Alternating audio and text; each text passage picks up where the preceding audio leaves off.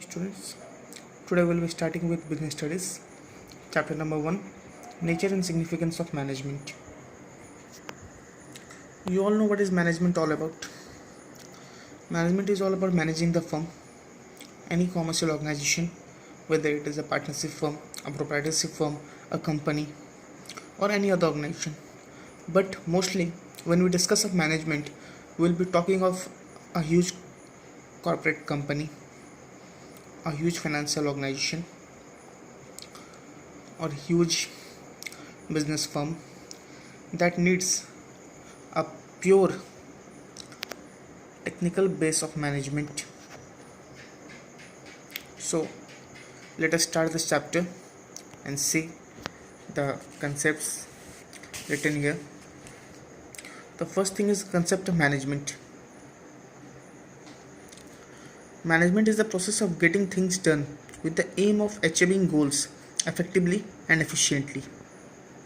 So the concept of management is just the process of getting things done.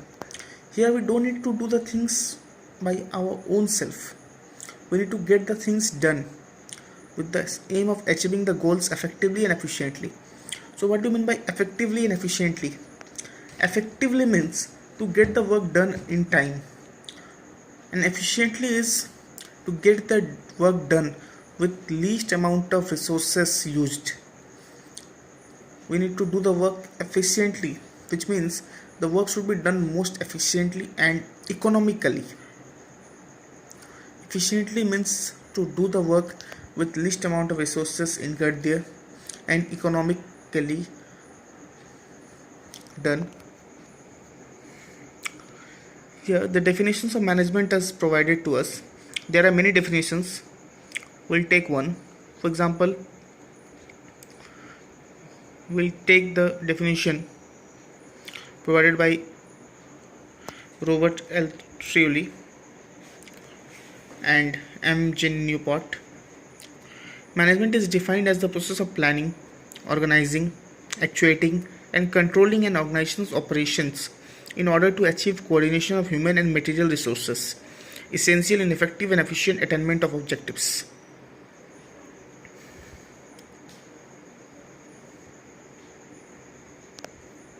So what does it tell us is management is defined as a process of planning, organizing, actuating, and controlling an organization's operations. In management, we need to plan, organize, actuate, and control the operations of the organization in order to achieve coordination of human and material resources.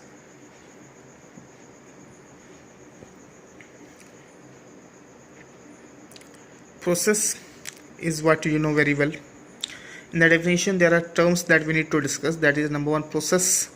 That is known to all of you, that management is the process of getting things done.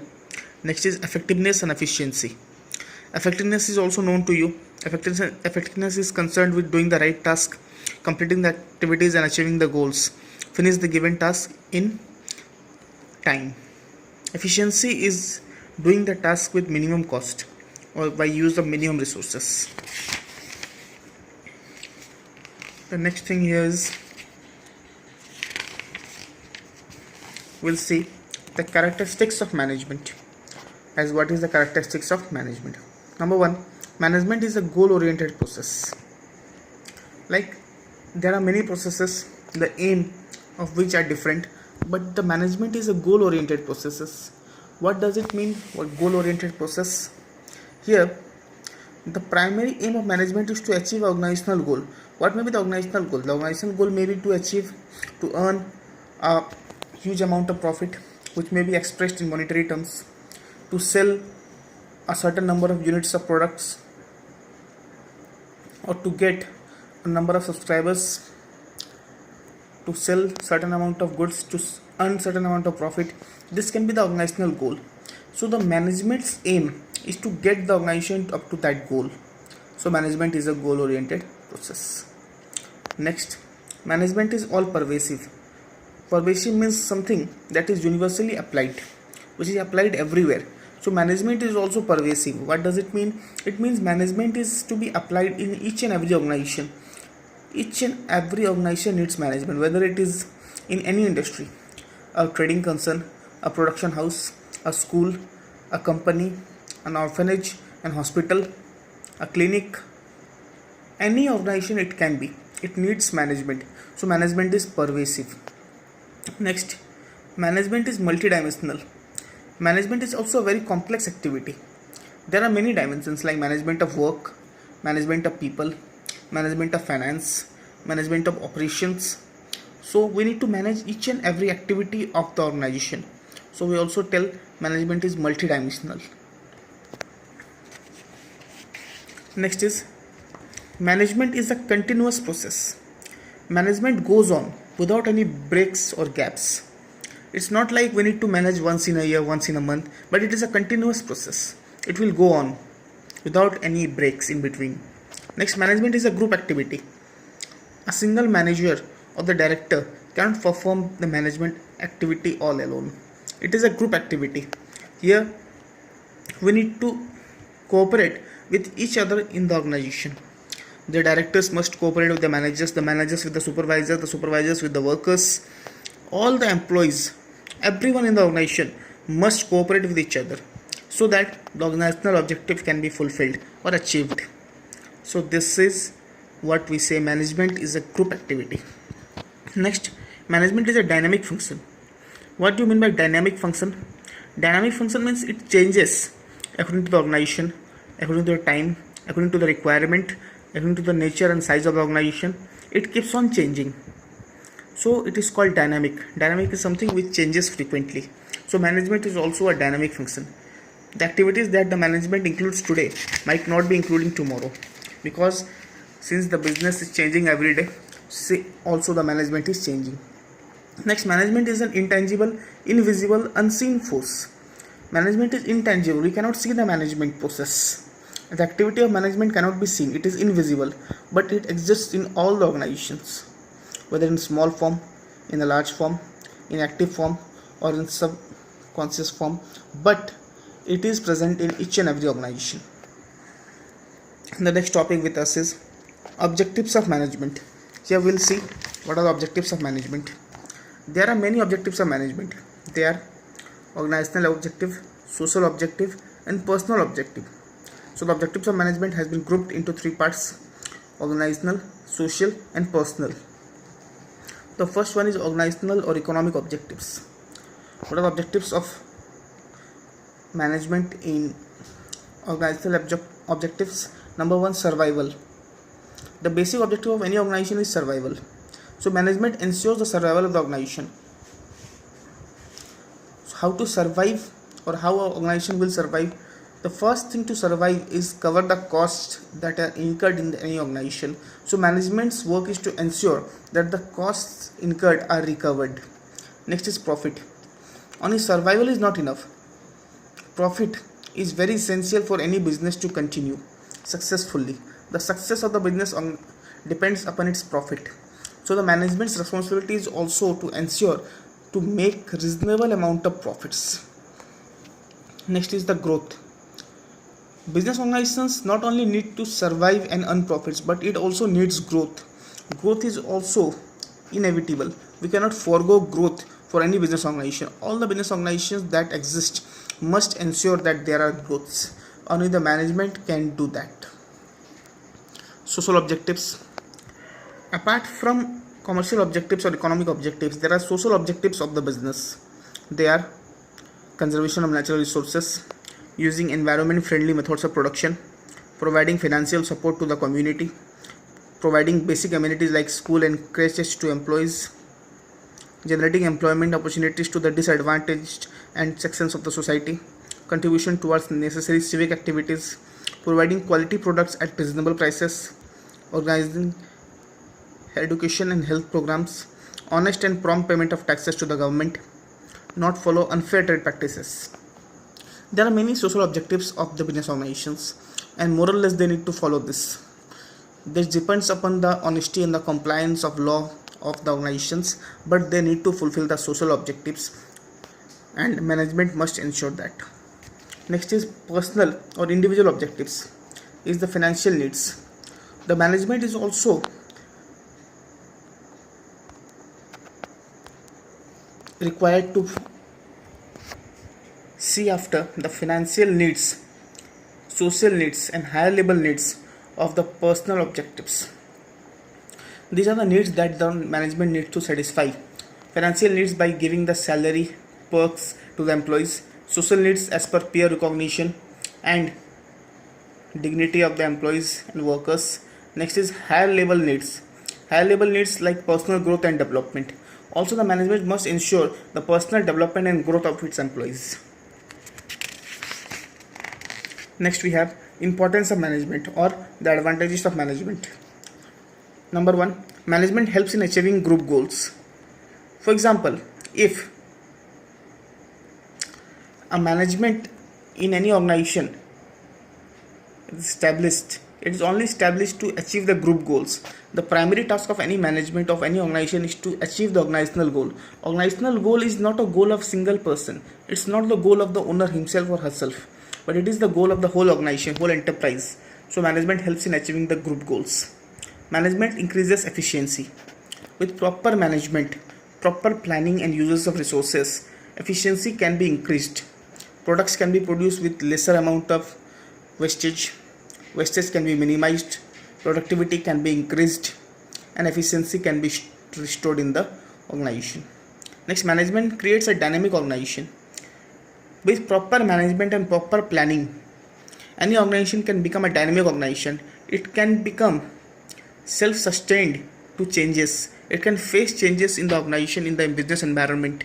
So any business which has proper management system installed there can become a dynamic organization which can face all the changes in the society and the business environment. Management helps in achieving personal objectives that we have already seen. Personal objectives can be attained with management. Next is management helps in development of the society. Also, we have seen the social objectives of management. So management also helps in development of the society by providing the social objectives. Next is nature of management. The nature of management is explained as management as a science. Management is also thought or seen as a science because management has systemized body of knowledge. Anyone cannot become a manager. Manager is a person who has developed years of research and experimentation, which have years of experience, which has the feature of having specialized knowledge in managing the organizations can only become a manager. Principles based on experiments and observation. Also, there are many principles that are based on experiments and observations. Personal approach or personal influence is less required in management, but the experimental and observative method and the principle based on those things are used in management. Next is universal validity. As like the principles of science, the management principles are also universally valid. Next is management as an art. Art means the skillful and personal application of existing knowledge to achieve the desired result. So what does it mean? In management, the person needs to imply or apply his personal knowledge and skill. Existence of theoretical knowledge.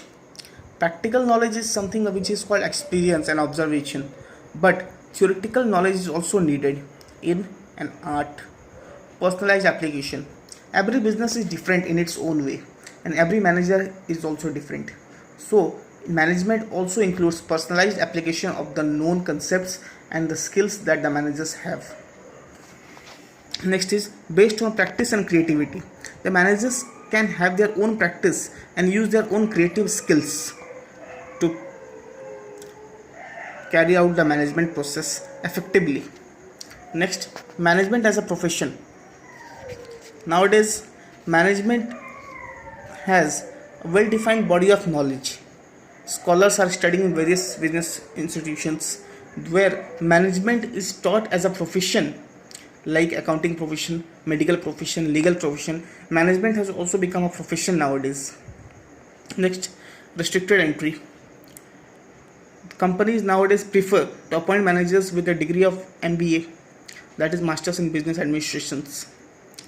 Also, there are different institutes for conducting such exams, providing such qualifications.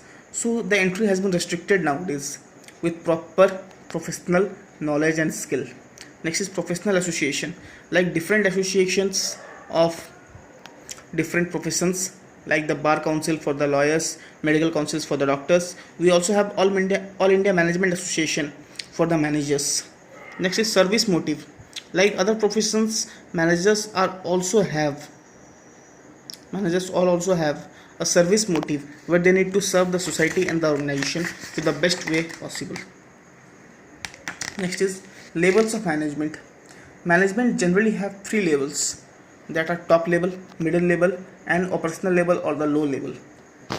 Top level management includes board of directors, chairman, general manager, president, vice president, CEO, the chief executive officer, CFO, the chief financial officer, etc. Middle level management generally include operational manager, finance manager, regional manager, zonal manager, medical superintendent, purchase manager, sales manager, marketing manager, plant superintendent, etc. And supervisory level or the low level include supervisor, superintendent, foreman, section officer, clerk, sub-department executive, etc. So this is the breakup or the hierarchy of management. In this way, the management structure is divided. The first one, top level management. It consists of the most senior executives of the organization, those who are mostly associated with the planning function. They need to prepare plans that will lead the organization for the next period of time, that can be 1 year or 6 months or a quarter. Next is middle level organization. Middle level management, they are responsible for conducting the activity and implementing the plans that are formulated by the top level management. The plans that are formulated by the top level management are to be brought into action by the middle level. They are also a bridge between the workers and the top level management. They act as a bridge between the the low level and the top level of management. And at last we have supervisory or operational level of management or the low level of management. Supervisors directly oversee the efforts of the workforce. The workers are directly seen by